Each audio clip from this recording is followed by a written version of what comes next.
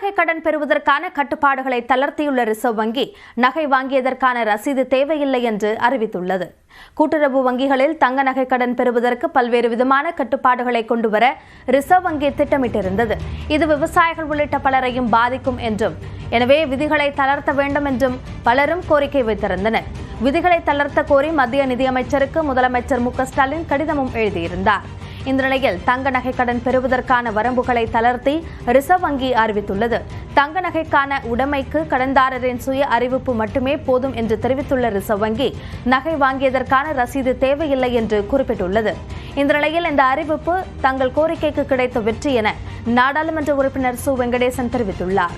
நிபந்தனைகள் தளர்த்தப்பட்டது மகிழ்ச்சி அளிப்பதாகவும் அவர் குறிப்பிட்டுள்ளார்.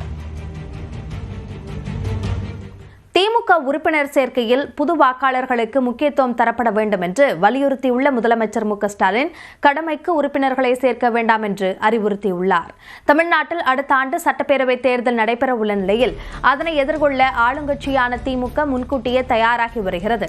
அதன் ஒரு பகுதியாக கடந்த 1ஆம் தேதி மதுரையில் திமுக பொதுக்குழு கூட்டம் நடைபெற்றது. அதில் ஒவ்வொரு வாக்குச்சாவடியிலும் குறைந்தபட்சம் 30% வாக்காளர்களை திமுகவில் உறுப்பினராக சேர்க்கும் வகையில் புதிய உறுப்பினர் சேர்க்கையை முன்னெடுக்க வேண்டும் என்று சிறப்பு தீர்மானம் நிறைவேற்றப்பட்டது.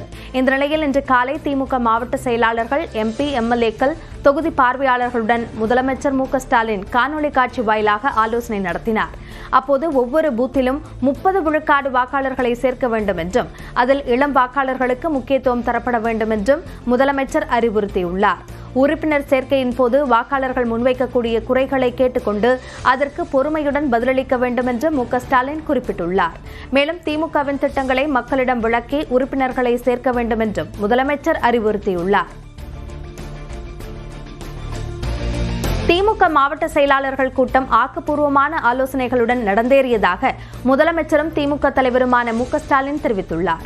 மாவட்ட செயலாளர்கள் கூட்டத்திற்கு பிறகு எக்ஸ் பக்கத்தில் பதிவிட்டுள்ள அவர், மக்களை சந்திக்க புறப்படும் திமுக நிர்வாகிகளின் ஒவ்வொரு நகர்வும் வெற்றி பெற வாழ்த்துவதாகவும் குறிப்பிட்டுள்ளார்.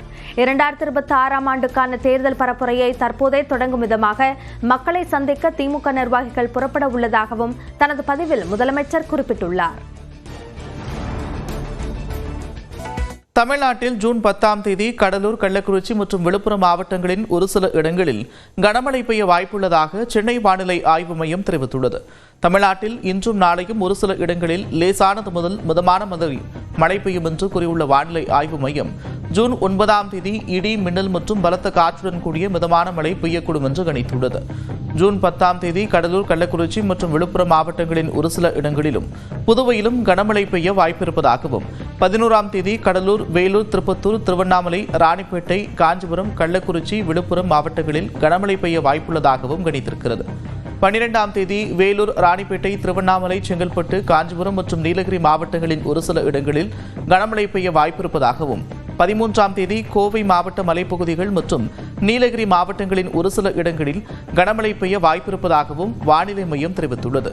வெப்பநிலையை பொறுத்தவரை இன்றும் நாளையும் குறைந்தபட்ச வெப்பநிலை ஒரு சில இடங்களில் இயல்பை விட 3 டிகிரி செல்சியஸ் அதிகரிக்கும் என்றும் ஒரு சில பகுதிகளில் அசௌகரியம் ஏற்படலாம் என்றும் வானிலை மையம் கணித்துள்ளது.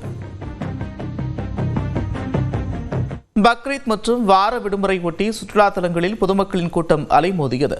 கடந்த வாரம் கனமழையால் வெறிச்சோடி காணப்பட்ட உதகை தாவரவியல் பூங்காவில் தற்போது சுற்றுலா பயணிகளின் கூட்டம் அதிக அளவில் காணப்படுகிறது. மலர் மாடம், கண்ணாடி மாளிகையில் வைக்கப்பட்டுள்ள வண்ண வண்ண மலர்களை கண்டுகளித்த பொதுமக்கள் செல்ஃபி எடுத்து மகிழ்கின்றனர்.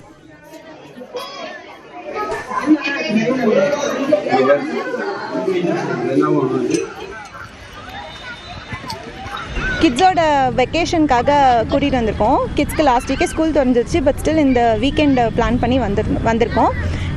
கிளைமேட் வந்து ரொம்ப அழகாக இருக்குது, ரொம்ப நல்லா இருக்குது, ரொம்ப ப்ளசண்ட்டாக இருக்குது. கிட்ஸ் எல்லாம் வெக்கேஷனுக்காக கூட்டிகிட்டு வந்திருக்கோம். கிளைமேட் ரொம்ப நல்லா இருக்குது. எக்ஸ்பெக்ட் பண்ண மாதிரி இந்த மாதிரி சில் கிளைமேட் தான் வேணும்னு எக்ஸ்பெக்ட் பண்ணி வந்தோம். அதே மாதிரி நல்லா இருக்குது கிளைமேட்டு. இதேபோன்று தென்காசி மாவட்டம் குற்றாலத்திலும் வார விடுமுறையொட்டி ஏராளமான சுற்றுலா பயணிகள் குவிந்தனர். சில்லென்று ஆர்ப்பரித்து கொட்டிய தண்ணீரில் பொதுமக்கள் குடும்பத்துடன் ஆனந்த குளியலிட்டனர். குற்றாலத்தில் தண்ணி அதிகமாக நல்லா வருது. நாங்கள் ஜாலியாக என்ஜாய் பண்ணோம் ஃபேமிலியோட.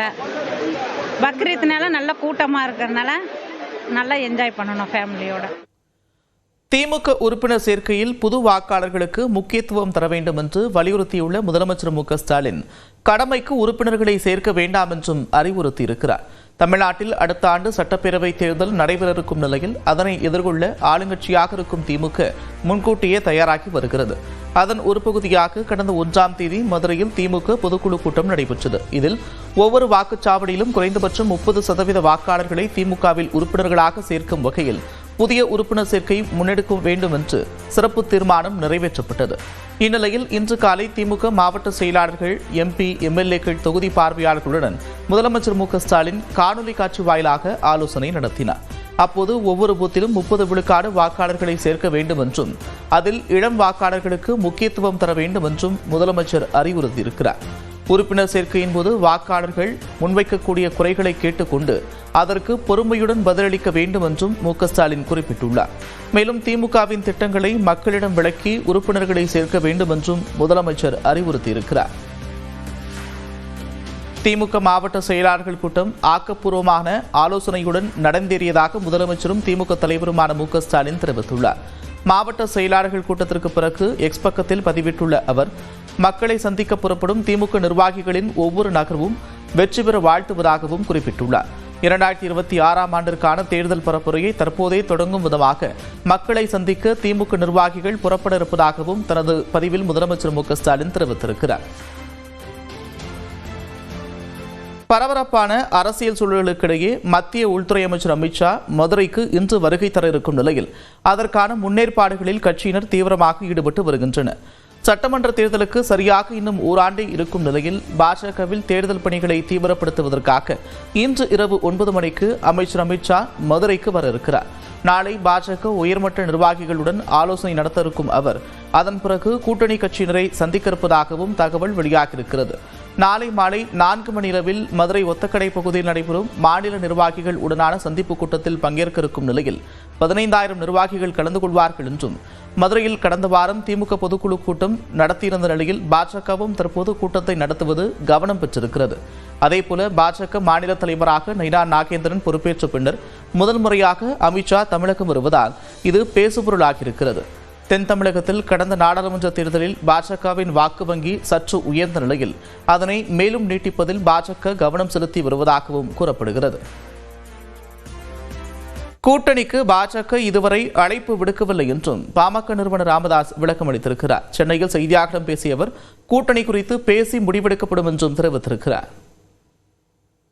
பாஜக அழைப்பு வந்திருக்கா மறுபடியும் உங்களை வந்து பார்க்க சொல்லி 26 தேர்தல் எப்ப கூட்டணி குறித்த நிலைப்பாடு பாமக எடுக்க போகுது சார்? 9 மாசம் தான் இருக்குது பேசுவோம் பண்ண முடியும். தொடர்ந்து பேசிய ராமதாஸ் பாமக தலைவர் அன்புமணியை சந்திக்க வாய்ப்பில்லை என்றார். நாளைக்கு அமித்ஷா வராரு. அமித்ஷா போன தடவை வரும் பொழுது அதிமுக கூட்டணி உறுதி செஞ்சிருந்தாங்க. இப்ப வராரு. பாமக கூட்டணிக்கு ஏதோ வாய்ப்பு இருக்குமா? தெரியாது.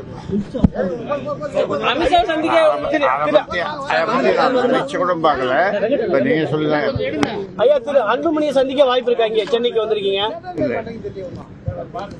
முகுந்தன் அவர்கள் ராஜினாமா பண்ணிட்டாரு. மீண்டும் ஏதேனும் பொறுப்புகளுக்கான வாய்ப்பு இருக்குமா? பொறுப்புகள் நிறைய இருக்குது. விரும்பல, எந்த பொறுப்புகள் வரணும்னு விரும்பல. அவரு ஏதாவது தொழில் செய்யணும் அப்படின்னு சொல்லி அதுல தான் ஆர்வமா இருக்காரு.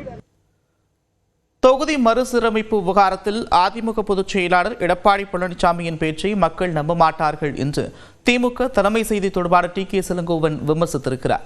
நமது செய்தியாளர் தமிழரசிக்கு அவர் அளித்த பேட்டியில் இஸ்லாமியர்களுக்கு எதிராக பிரச்சனையை ஏற்படுத்தவே மதுரையில் முருக பக்தர்கள் மாநாட்டை பாஜக நடத்துவதாகவும் குற்றம் சாட்டியிருக்கிறார். எடப்பாடி பழனிசாமி முதலமைச்சர் விமர்சித்து ஒரு பதிவு போட்டிருக்காரு. அது அவர் எதையாவது சொல்லணும், திமுகவை திட்ட வேண்டும் என்பது, அப்படி செய்தால்தான் நம்மை மக்கள் ஏற்றுக்கொள்வார்கள் என்று கருதுகிறார். அவருடைய ஆட்சி காலத்திலே அவர்கள் அதிமுக பாஜகவின் அடிமைகளாக இருந்தார்கள். இப்பொழுது கூட பாஜகவின் அடிமைகளாக அவர்கள் தொடர்கிறார்கள். மாநில அரசின் உரிமைகளை பறித்து கொள்ளும் பொழுது கூட அவருடைய கட்சி நாடாளுமன்ற உறுப்பினர்கள் அதை ஆதரித்து பேசுகிறார்கள்.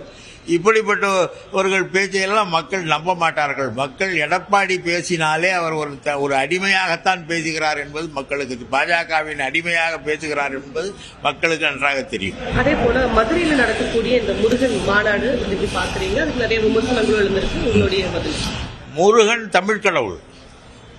அமித்ஷா எதற்கு வந்து இந்த மாநாட்டிலே கலந்து கொள்கிறார் என்று எனக்கு தெரியாது. முருகன் அசைவ கடவுள். அவர் குறவர் இனத்தைச் சேர்ந்தவர். முருகனுடைய வரலாறு கூட தெரியாதவர்கள் முருகன் மாநாட்டை நடத்தி கொண்டிருக்கிறார்கள் என்பதுதான் வேடிக்கை. முருகன் தமிழ் கடவுள், தமிழ் பண்பாட்டின்படி நடக்கிற கடவுள்.